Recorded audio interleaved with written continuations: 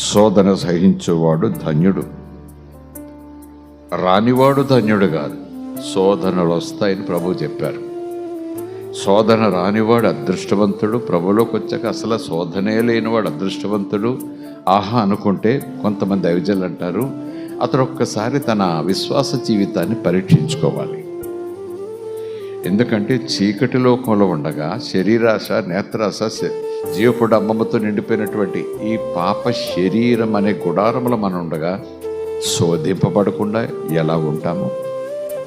ఖచ్చితంగా శోధింపబడతాం. స్తోత్రం కలుగునుగాక. ప్రభులోకి వచ్చాక నేను ఎప్పుడు శోధింపబడలేదంటే no no no no something is wrong. నువ్వు ఏదో వేరే ధ్యాసలో ఉన్నావు. నువ్వు వాక్యం చెప్తుంది, లేఖనం చెప్పుకున్నాం. తొలి ఆదాము శోధింపబడ్డాడు, కడపటి ఆదాము శోధింపబడ్డాడు. దేవుని రూపంలో ఉన్న ఆదాముకే శోధన ఎదురైంది, శోధకుడు ఎదురొచ్చాడు. అలాగే దేవునిగా ఉన్న యేసయ్య మానవ రూపం ధరించుకుని వచ్చినప్పుడు కూడా శోధకుడు వచ్చాడు, శోధించాడు. వెన్ దే ఆర్ టెంప్టెడ్, వారి కృప ద్వారా వారి